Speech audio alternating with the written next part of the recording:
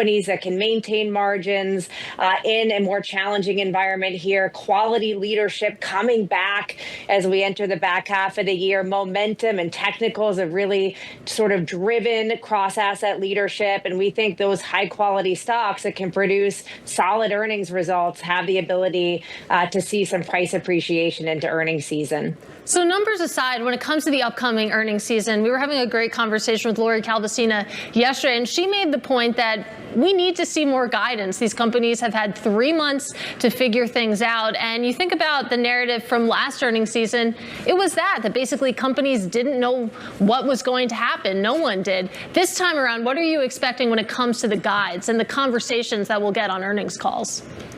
Yeah, I think there's still some, question about how tariffs are going to impact some of these companies. But you're right, it was amazing last earnings season. You saw companies giving 2 sets of guidance, scrapping guidance altogether. So hopefully we should have a little bit more of a robust set of information from corporate leaders this quarter. But what we're watching more specifically is just sort of how depressed, the returns have been in the United States versus Europe. So you look at analysts penciling in about negative 5% growth for MSCI EFA earnings. And meanwhile, they're looking at, mid-single digit returns in the U.S. European markets have far outpaced their U.S. counterparts, even with negative earnings growth.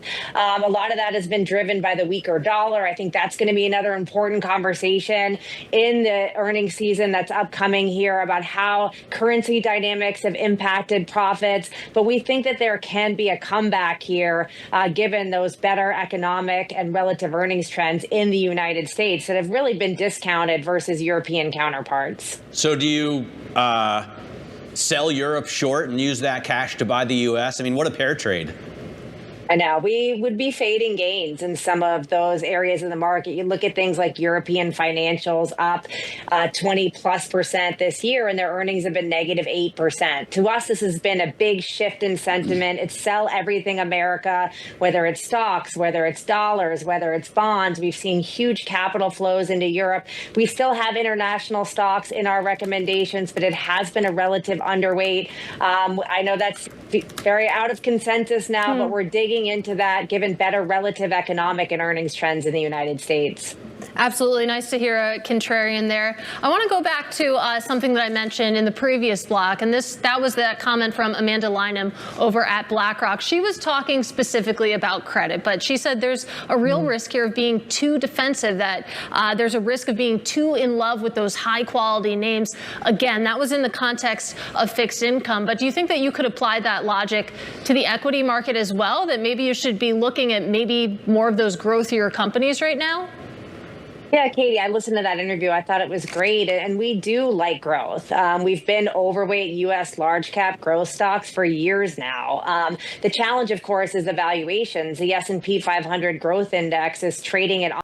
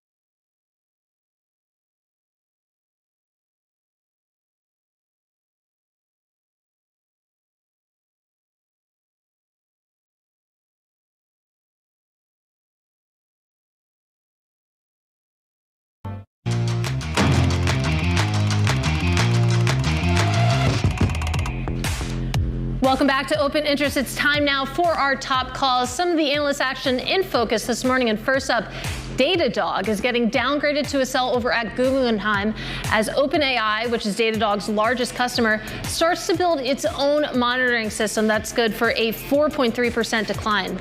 Next up, we have Wall Street weighing in on CoreWeave's all-stock acquisition of Core Scientific, and it's not positive. Both Stifel and Mizuho are downgrading the stock, citing near-term overhangs. It's still up almost 300% since its IPO, but down about 2.5% today. And finally, we have Capital One getting upgraded to a buy over at TD Cowen. The firm sees upside after its purchase of Discover and sees potential for significant buybacks in the future, Matt. All right, so buy there for Capital One. Let's get to Apple. The top executive there in charge of artificial intelligence models is no longer working for Apple. He's leaving for Meta.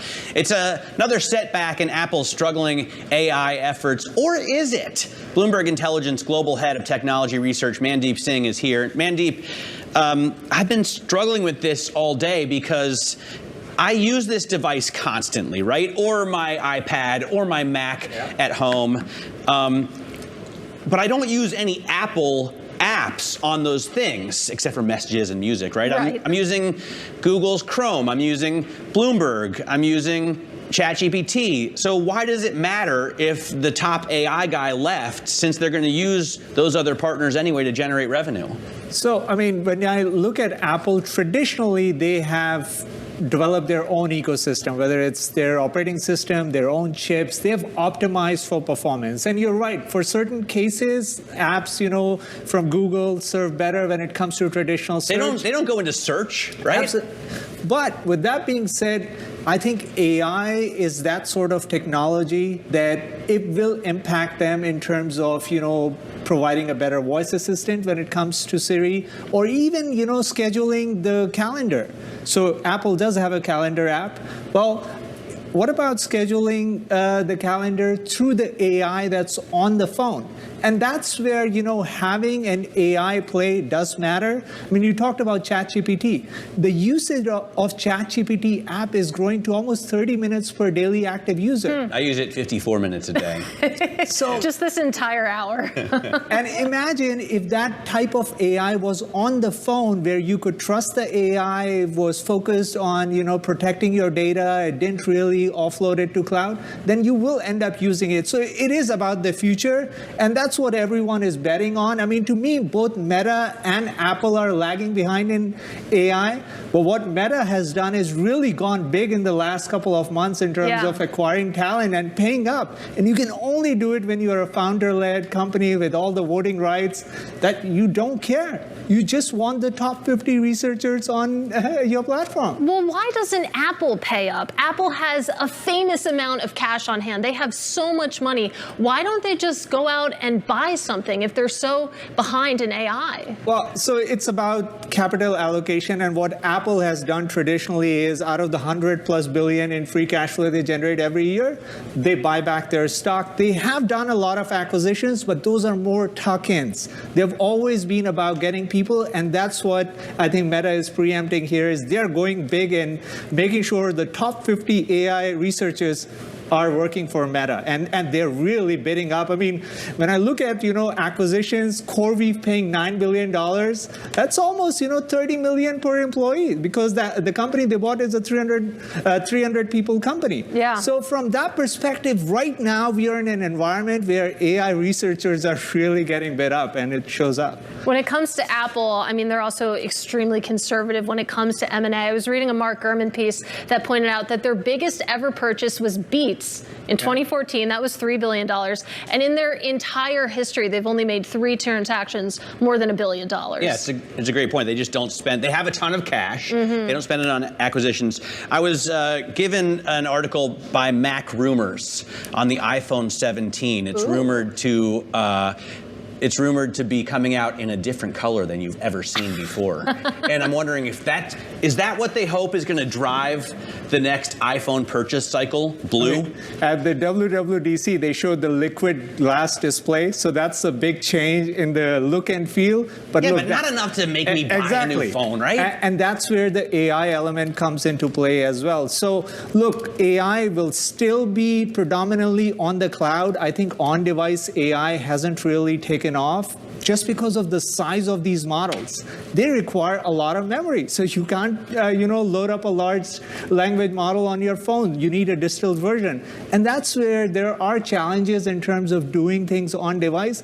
But Apple still owns the distribution. When it comes to the ecosystem they have, whether it's through partnerships or their own AI efforts, they will figure out a way. It's very easy to think, oh, they're losing traction. They're just prudent about how they go about things. But clearly, they have underinvested in AI, and they'll have to fix it either through acquisitions or some big alliance, whether it's with OpenAI or Anthropic or Google. They just have to find that way. Well, for those keeping track at home, Apple shares now down about 16% year to date. Mandeep Singh of Bloomberg Intelligence. Still a $3.1 trillion company. Yeah, it's still really worth almost big. twice as much as Facebook. They're really big and they have a lot of money, and maybe they should spend some of it, buy a company and get ahead in AI. That would be something. Coming up, one winner from President Trump's tax law, SoFi. Details next on how the private student lenders may benefit. This is Open Interest.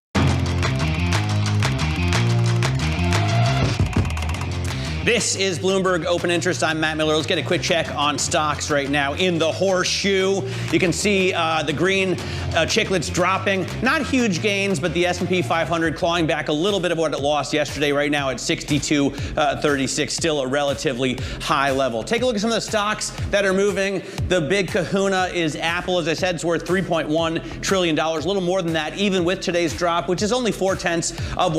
Facebook climbing about 0.2%. So not big moves in terms of the mega cap stocks. You do have SoFi moving up 6.7%, and we're going to focus in on a SoFi story, Katie, right now.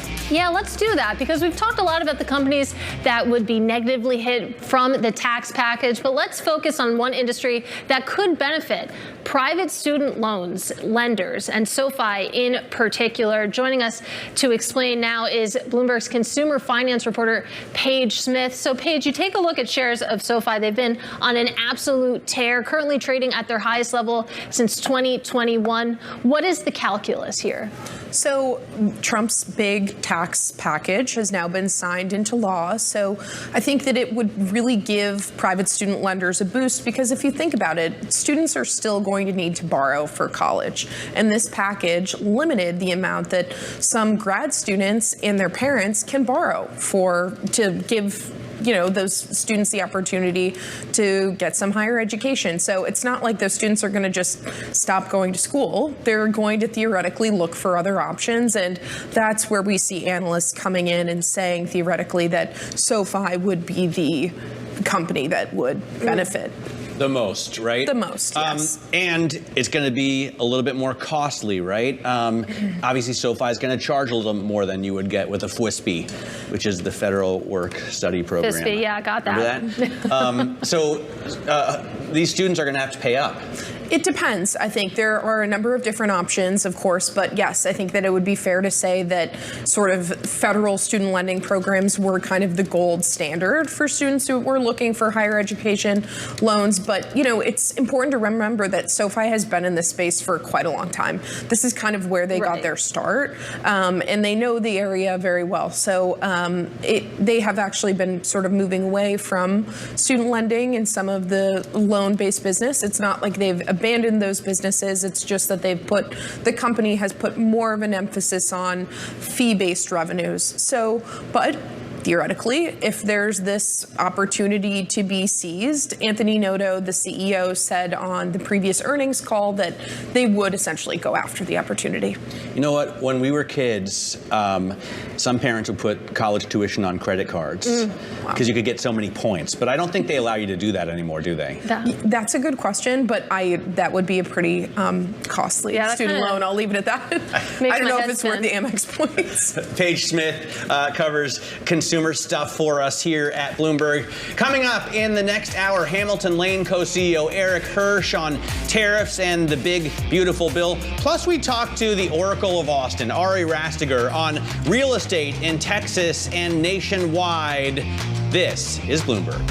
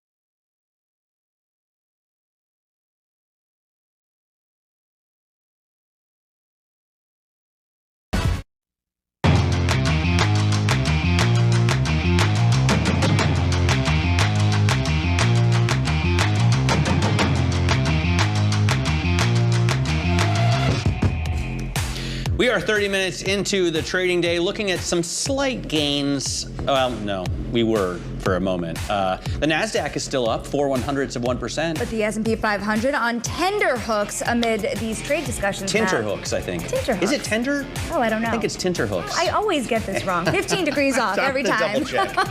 Welcome to Bloomberg Open Interest. I'm Matt Miller. I'm Sonali Basak, and we are looking at the trade talks float into the markets. I'm looking at that 10-year yield float above 4.4%, and we're looking at President Trump open for talks. He sends a wave of threatening letters to trading partners as he delays the tariff deadline. Meet the Oracle of Austin. Real estate developer Ari Rastigar joins us on the state of real estate in Texas and across the country, as well as his efforts to bring big banks to Dallas. A lot of them are going there, and a lot of them are also going to look more at cryptocurrency. We're building the digital reserve of the future. We're going to bring in Jamie Leverton, former CEO of Hut 8. She is taking her new firm public in $1 billion SPAC deal, and she joins Open Interest later this hour. President Trump sent letters to 14 countries yesterday outlining higher tariffs that they'll face if they don't make trade deals with the U.S. by August 1st. He said he's still open, though, to negotiations. I would say firm, but not 100% firm. If they call up and they say, would like to do something a different way, we're going to be open to that. But essentially, that's the way it is right now. For more, we're joined by Bloomberg Washington correspondent Tyler Kendall. So, Tyler, we now have, the goalpost pushed back and essentially widened a bit, right? There's room for negotiation, and the deadline is soft. Yeah. Hey, Matt. Room for negotiation. You heard President Trump there saying that August 1st is firm, but not 100% firm, signaling an openness here to keep talks going, and that also some of these updated tariff rates might ultimately change at the end of the day. And it was interesting to see which countries received these letters, because it's our understanding that these are the ones at the moment that the U.S. is most frustrated with when it comes to the trade talks. We had the Treasury Secretary Scott Bessent saying that their playbook here is maximum pressure. They're trying to get these trading partners to put their best offer on the table. But look at the ones that we did see, like Japan and South Korea, two countries that have long been prioritized in these talks, but have appeared to hit some roadblocks. And our reporting indicates that that's really over some of those sector-specific tariffs, like autos and steel and aluminum, really Section 232 tariffs that weren't supposed to be part of these negotiations to begin with. Now, the White House Press Secretary Caroline Leavitt did say yesterday that more tariff letters could be coming in the mail. Bloomberg Economics estimates that of those trading partners that did receive a letter so far this week, they account for about 15% of U.S. imports. Matt and Sonali, two threads to kind of watch in the days ahead. One is any sort of retaliation. President Trump made absolutely clear that if any of these trading partners do retaliate, he'll slap an identical tariff on top of the rate listed in that letter. And the second is whether or not we could get any updates on positive momentum when it comes to trade deals. People familiar do tell Bloomberg News that the U.S. appears to be on the cusp of some sort of agreement when it comes to India, Taiwan, and the European Union. But the idea of a breakthrough before the original July 9th deadline, according to people familiar, is a little too far-fetched. It appears that they might need a little bit extra time to ultimately make that announcement.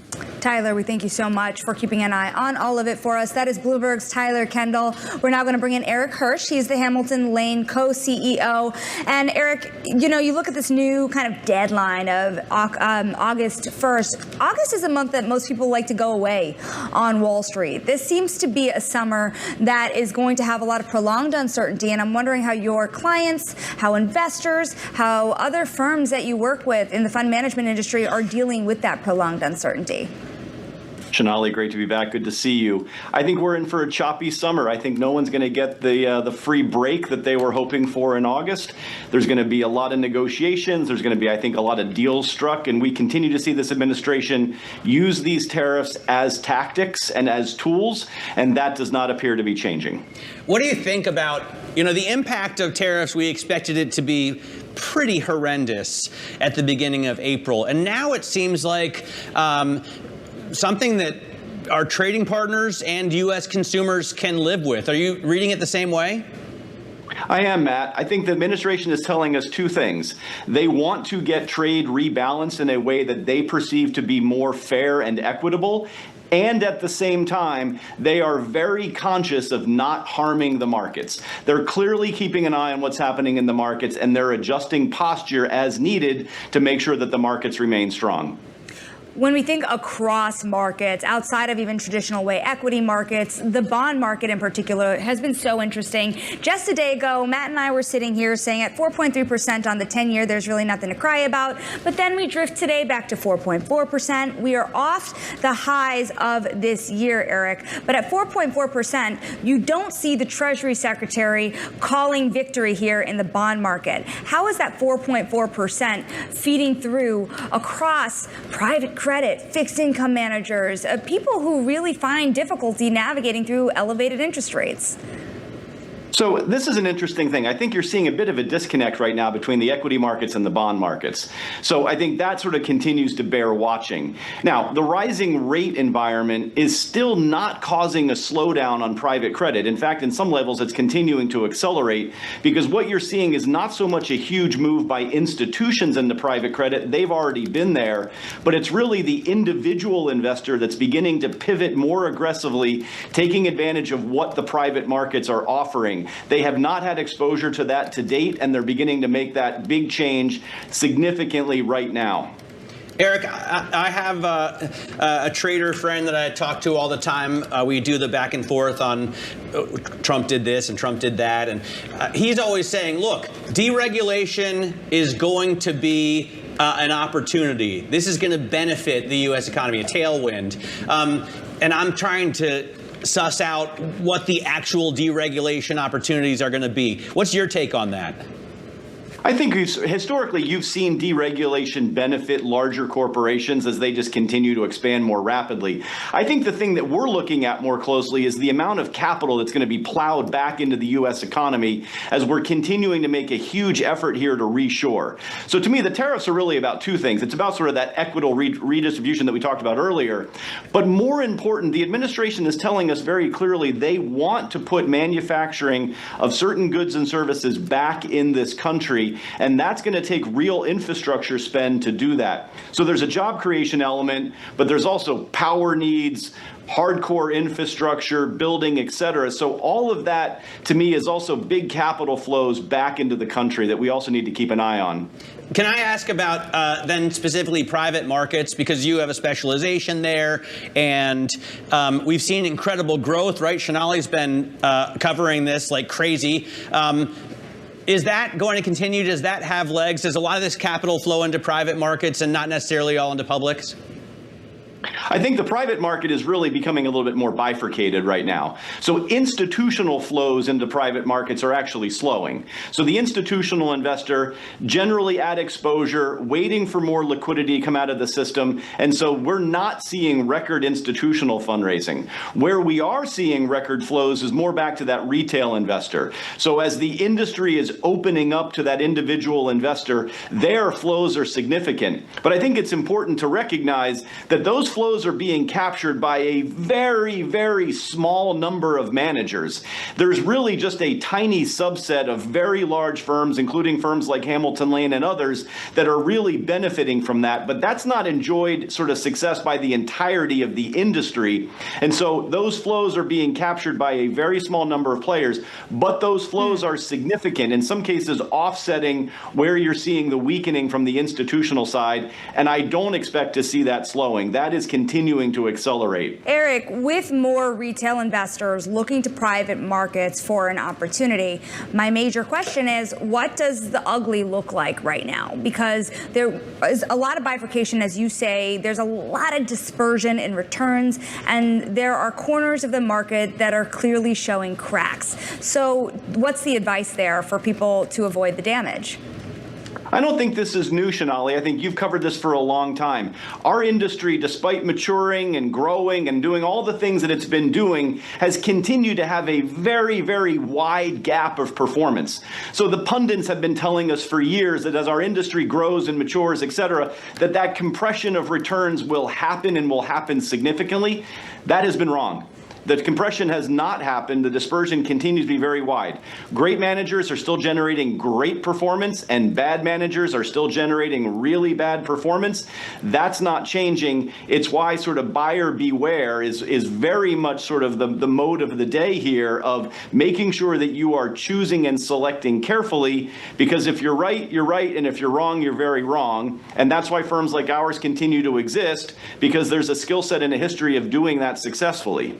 Eric, we love to get your intel. Thank you so much for sharing your time with us. Eric Hirsch there of Hamilton Lane. And I want to just say, you know, we sit next to each other. So when you come in the morning, you kind of download what you're concerned about, your worries. And I think it's so great that you named your show Bullish, because you're actually so, I don't think bearish is the right word, but you're Cautious. so cautious. Exactly. So good on you for taking that step with the brand Bullish, because it projects a much more optimistic Shonali Bassick. When it's raining at night, me and my dog are both hiding under the couch, unfortunately. So a lot of fear under the surface, but not today. Let's get a look at some of the single stocks moving this hour. We're going to bring in Bloomberg Equities reporter Nora Melinda to talk about some other places where you see very bullish CEOs sometimes. Sometimes, right.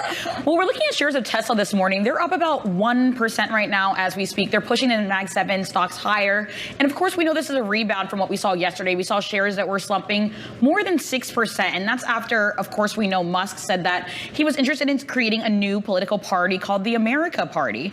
And of course, a lot of investors were nervous about the fact that this could spur backlash toward Musk. And of course, this will be a hamper toward his company and a lot of the companies. A big distraction. And that's what a lot of these analysts are talking about. We had Wedbush saying, while we're seeing a bit of a rebound today, the stock is down 27% when we look at a year-to-date basis. And they're saying that they feel as though the board needs to step in. And this is a tipping point for Tesla in terms of what the stock will do moving forward. But I'm also looking at clean energy stocks. They are in the red this morning, also known as renewables. And they're falling after Trump called for new rules that would restrict access for tax incentives for wind and solar projects. Of course, we know some of these accesses have already kind of been scaled back in Trump's recent bill for $3.4 trillion budget bill. But we see JP Morgan saying that Vestas is one of those stocks that could have the most exposure here as we're looking at the stock.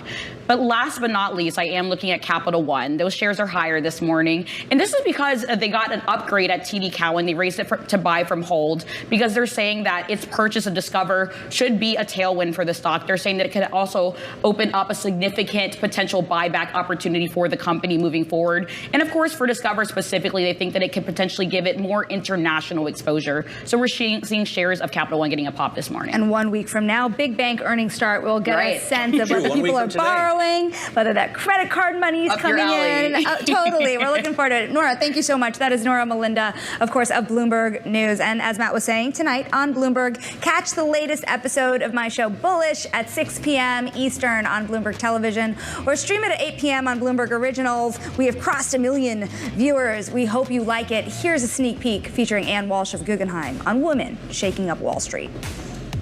Well, you know, it really is something I'm passionate about, is trying to attract women to the industry. We see movies like Wolf of Wall Street, you know, and Greed is Good, and that's just not really very attractive to women. And also young people today, they want purposeful careers. They want to know that they're making a difference.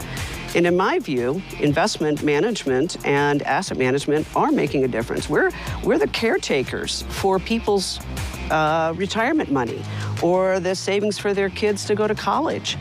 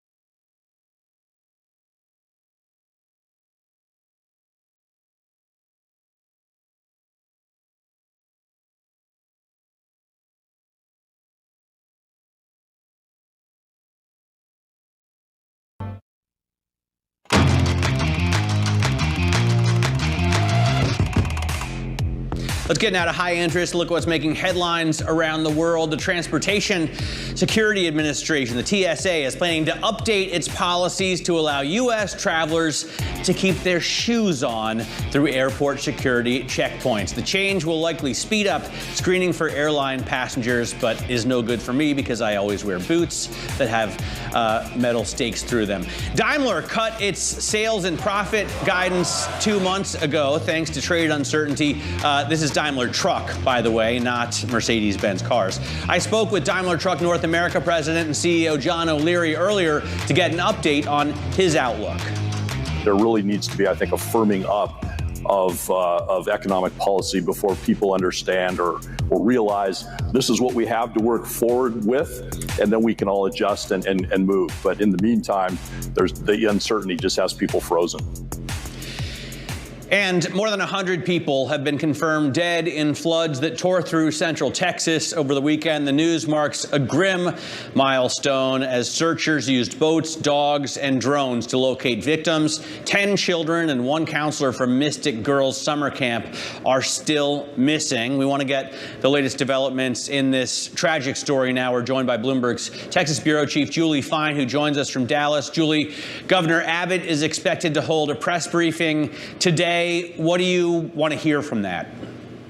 Well, I expect him really to discuss the search efforts. I think he'll go through if there's any new information, but I think he will face many questions about what is going to happen next. The Texas legislature does meet again this month in a special session. I expect he will discuss whether he will add to the agenda more funding to help emergency systems, possibly add sirens on lakes. The lieutenant governor yesterday said that is something that they will do and the state will pay for. I think he will face questions about that today. What do we know, Julie, about the latest on the ground from the search efforts?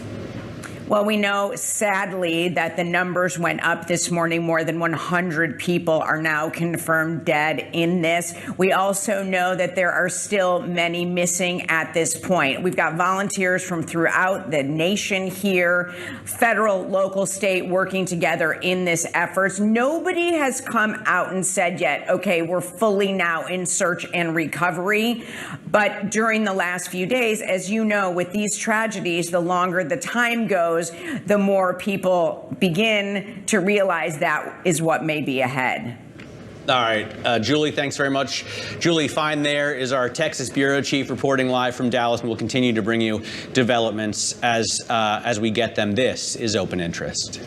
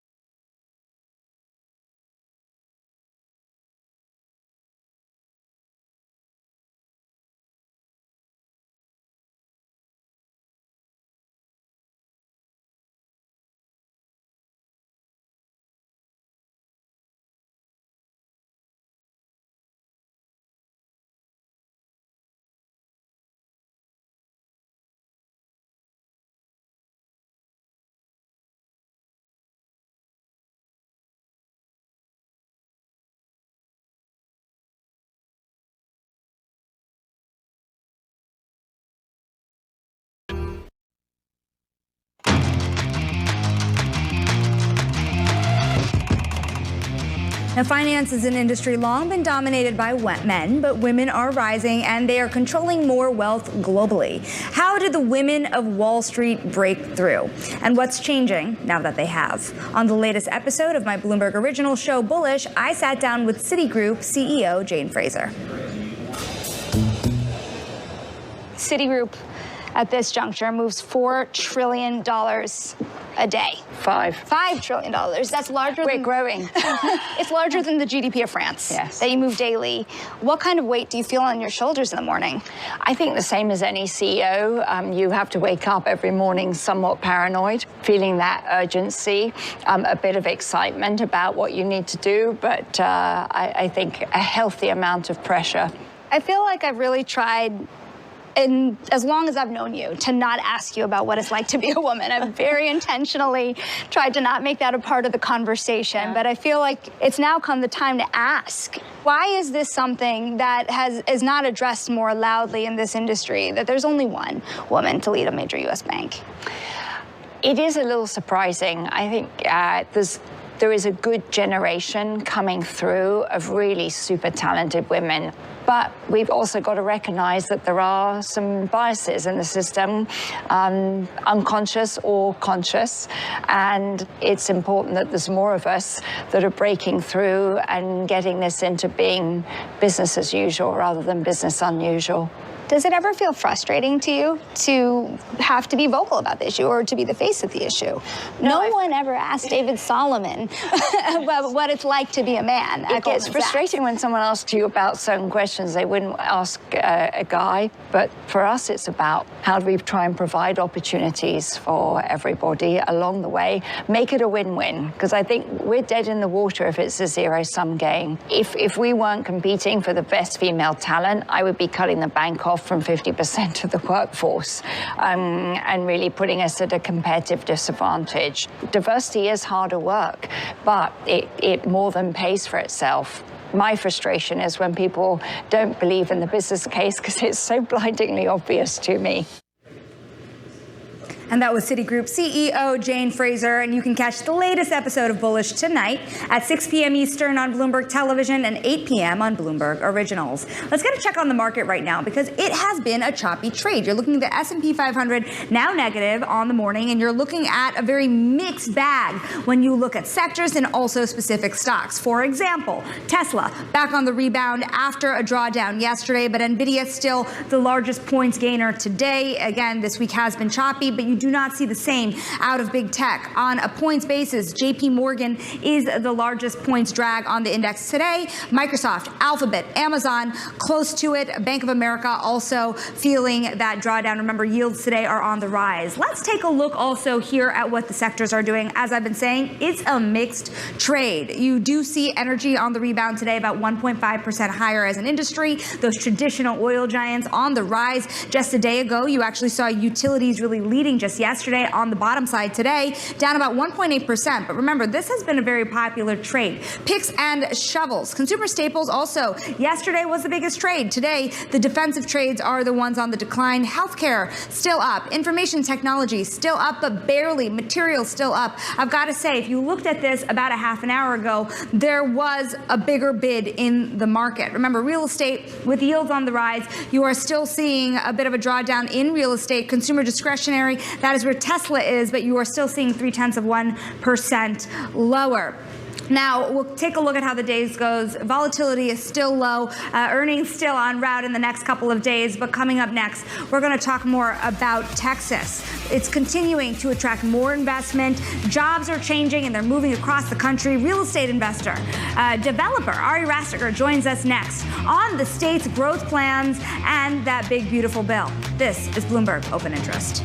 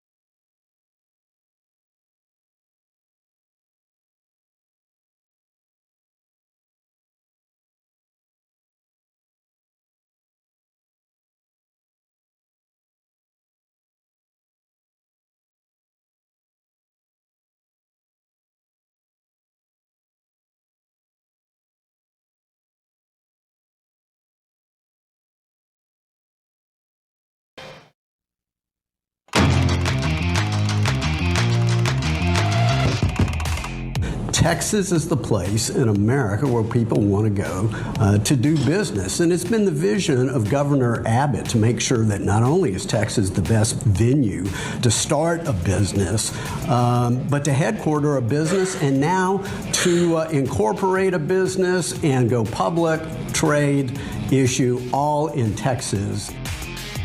That was Jeb Penterling, Texas Stock Exchange Strategic Advisor, of course, former chairman of the House Financial Services Committee, speaking to Bloomberg last month. He is part of a group that is set to launch the Texas Stock Exchange and really bring the financial world down to the Lone Star State. Ari Rastiger, Rastiger Property and Rastiger Capital CEO, is also involved in that group and investing, and has been heavily in Texas for 20 years now. First in Austin, now he's working to bring several big banks down to Dallas, and Ari joins us now on set. Ari, great to have you here. I've been looking forward to this for a long time, because you have kind of a legendary real estate investing career. You started, I think, less than 20 years ago buying single-family homes when you were in law school, and now you've got a verified empire across dozens of cities and states. How did you do that?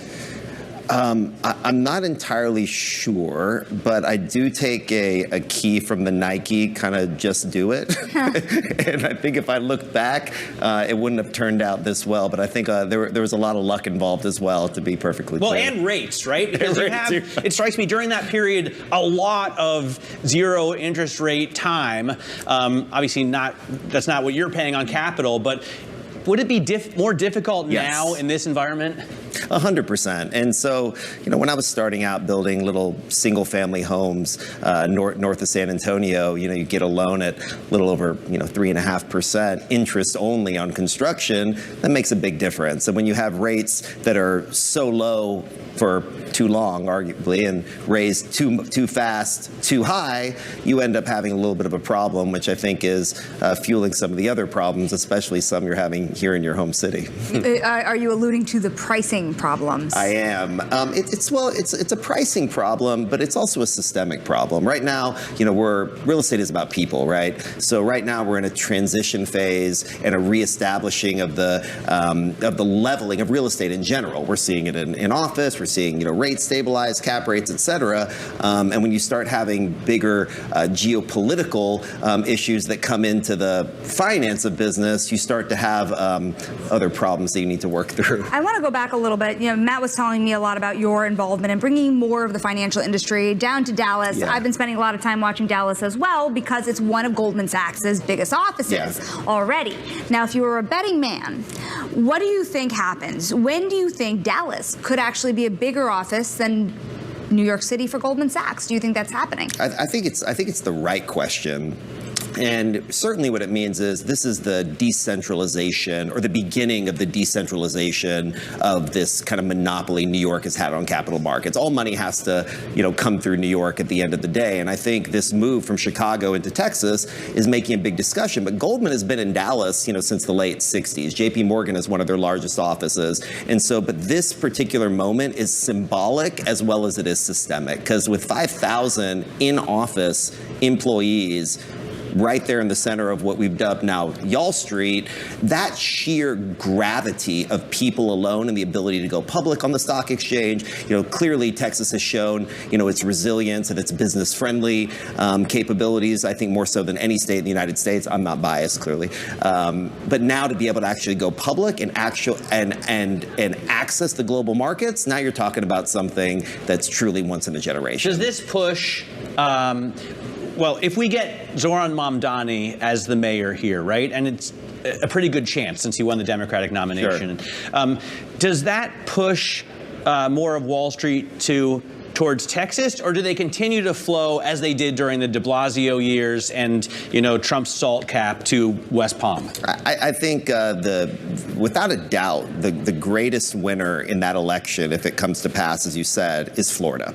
Second is Texas, because the frustration levels are already high, stress levels are already high from a variety of different areas. You've seen some big real estate owners in town obviously be speaking about this, but the free market nature and the capital capitalistic nature of what makes New York like this beacon for the world, when you start to stifle that light and dim that light, it creates a problem much bigger than simply trying to increase property taxes and freeze rents. This is a very, very slippery slope for what I would argue is the greatest city in the world. It's interesting. You're talking about the Texas versus Florida kind of competition, if you will, Sure. as you watch people potentially move out of New York. What does it mean in terms of what you want to do in terms of your future investments? Now, it's very noticeable that rents in Austin have been cooling. There has been a really glut of supply, if you will. Do you look elsewhere? We do. I mean, we've invested in 38 cities and 13 states over the years and honed in on Texas because we know it. You know, if you look at the sheer population growth of Texas, the I-35 corridor, which basically connects Dallas all the way down to the Texas-Mexican border, you know, the transits that go on this are so tremendous that we could invest $100 billion just in that corridor, and it wouldn't even be, you know, a drop in the ocean. So for us, like really focusing on the areas where the Teslas of the world are getting pretty cozy, the Oracles of the world are getting cozy. Chevron has been there for a long time. You have 1 out of every 10 Fortune 500 company in the world based in Texas. We think in a place that we know, a place that we understand, a place that we live, a place that we're raising our children, it can be a place that we can not only help build and guide the growth, but also be a participant in the enjoyment of being there. But at the top of this interview, you mentioned luck played a part in your success. I mean, you've grown this massive empire out of a place that wasn't as hot when you started as it is now, right? Austin just was booming right when you started to invest in it.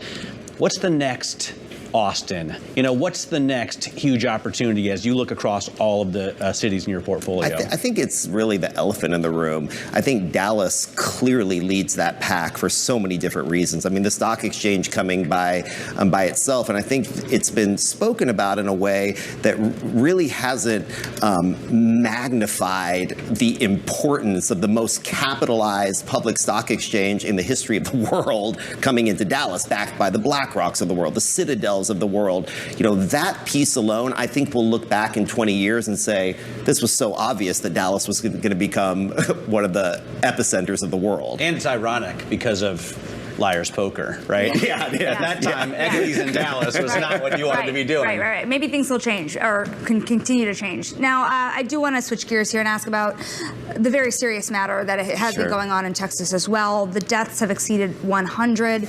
Catastrophe in the state with the flooding. How do you feel that the state is handling the issue?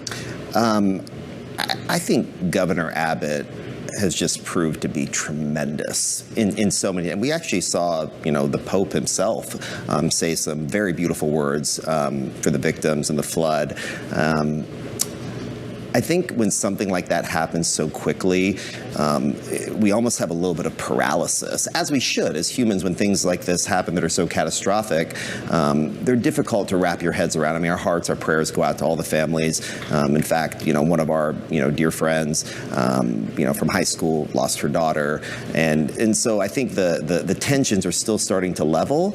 But, you know, I can tell you that it speaks to an issue where these types of floods that are happening, for whatever reasoning people believe, I think it does speak to a point where we need to be having deeper discussions about infrastructure. We need to be having deeper discussions about emergency response times, and that might not be the moment now, but I was pleasantly surprised at how human the response was from the Texas government, the legislators, the police and firefighters that, you know, really put their lives at risk very quickly and very instinctually, which really shows you how much, you know, how much love and compassion they're bringing. Well, Ari, our condolences to your friends and everybody in Texas who's suffered from this. And we really appreciate also you coming up to New York to talk with us. Hope to have you back on soon. Ari Rostiger there of Rostiger Capital and Rostiger Property. I want to get a check right now on what's going on in the markets. We continue to see little change on the S&P 500, but at relatively high levels. We fell off of all-time highs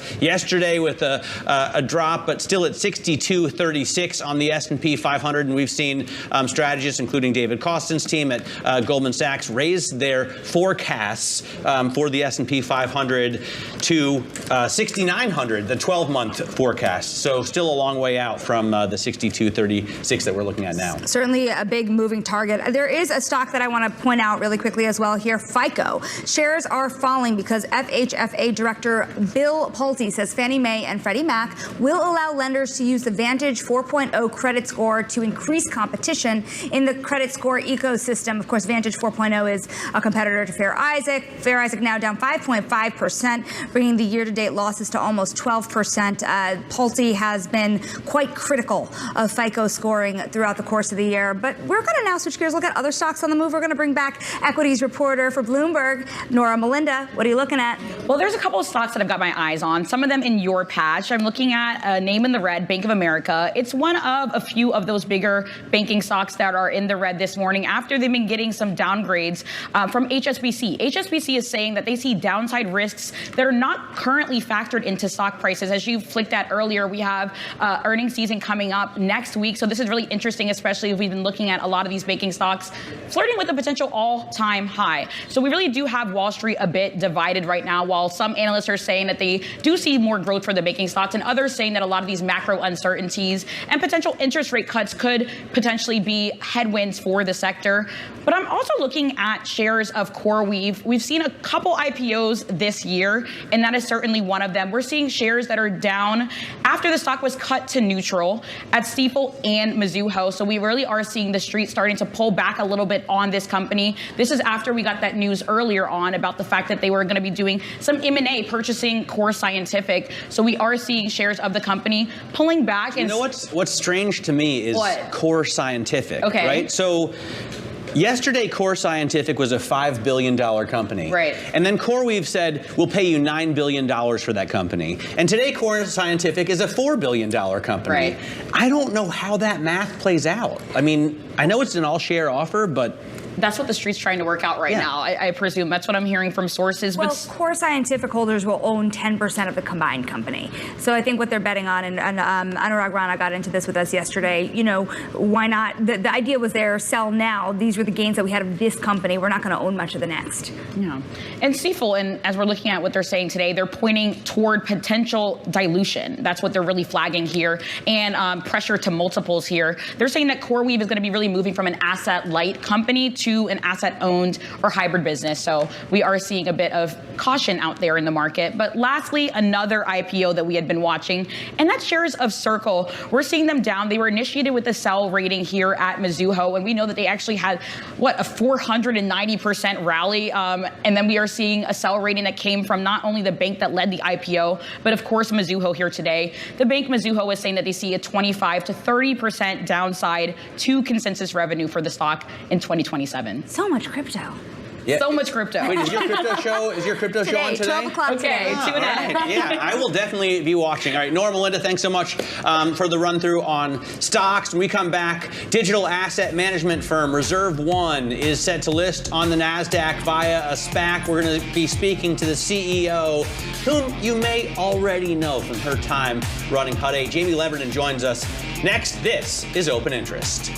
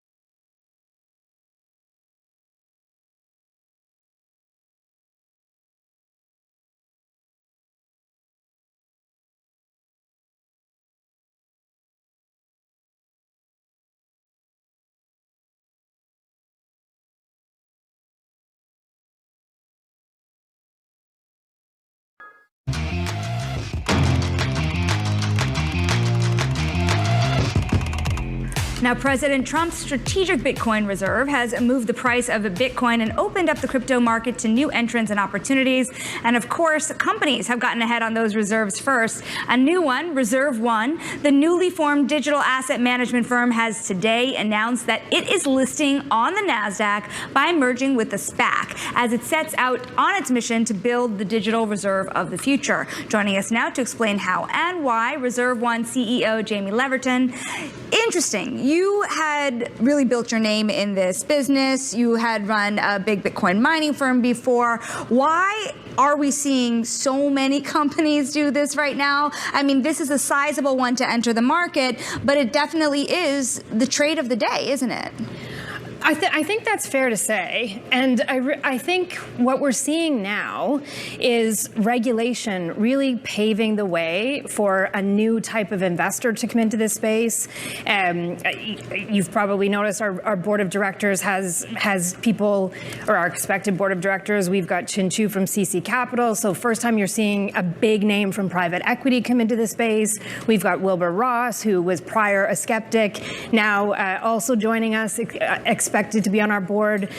So I think the clarity we're getting from regulators, which allows for broader participation by both retail and institution, is paving the way for what really is going to become our first wave of a regulated digital assets space. I want to just break in here, and because the president has put something out on Truth Social that I think we need to share with our viewers, that there will be no extension to the August 1st tariff deadline.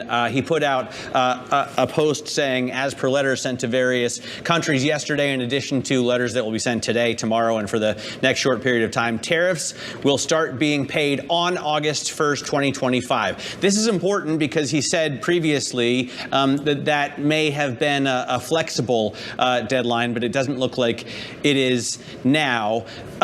Jamie, let me get back to you and ask about the Trump administration's approach to crypto. Deregulation has been touted as one of the big benefits of this administration, and I suppose this is one of the places that investors really hope to see deregulation play out. How do you feel about the regulatory framework crypto operates in now? We need regulatory clarity. I think we have it in Bitcoin, and that's really where we've seen Bitcoin kind of outperform since we had Bitcoin ETFs launch.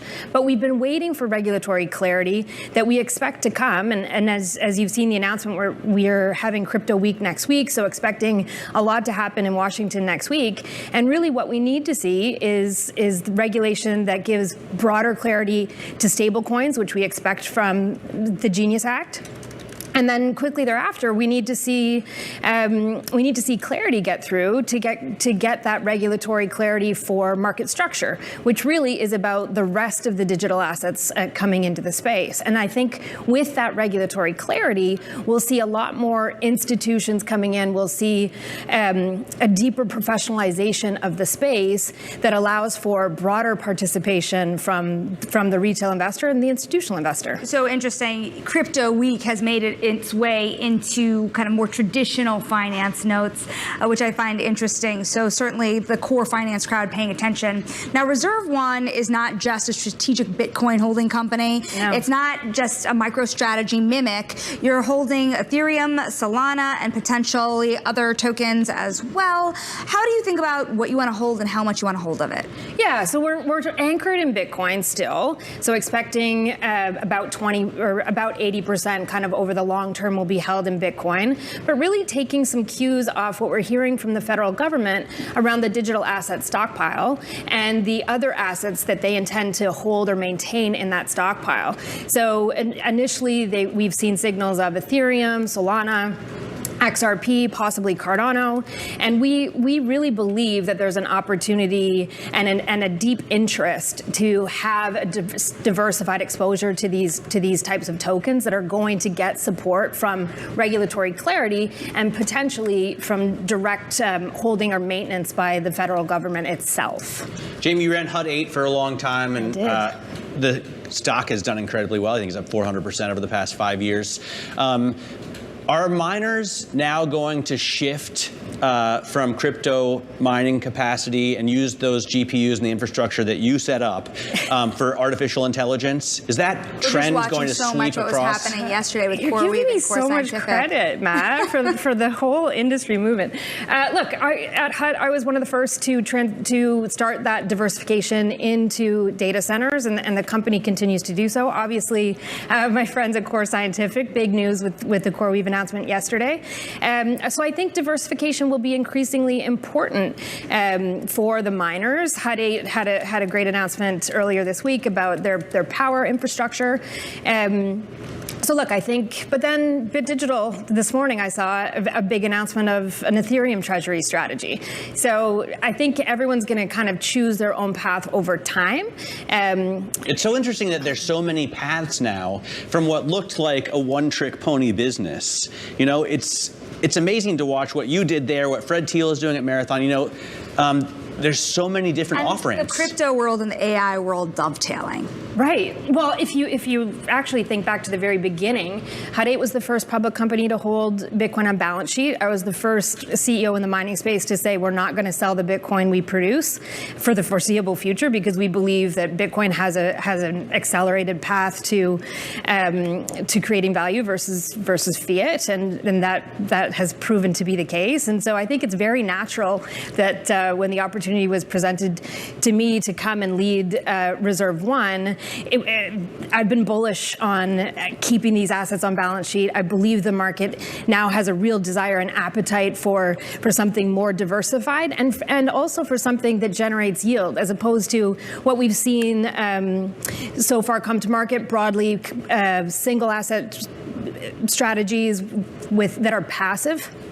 Michael Saylor, obviously an OG in the space, but he's repeatedly said he's not going to generate yield on his assets, whereas Reserve One does intend to generate yield from, low risk staking and lending activities on our assets, so that we can help cover the cost of our overhead and really grow the assets under management over time. Jamie, we're looking forward to seeing exactly where this goes. That is Jamie Leverton, the Reserve One CEO, new company hitting the market via SPAC.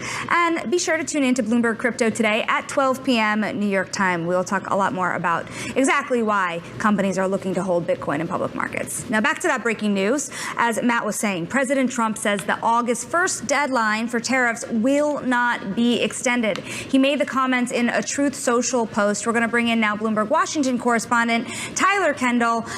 What does this actually mean at the end of the day? He says that there has been no change, there will be no change. He's trying to clear up confusion. He says there will still be a lot more letters coming as well. What is there to expect?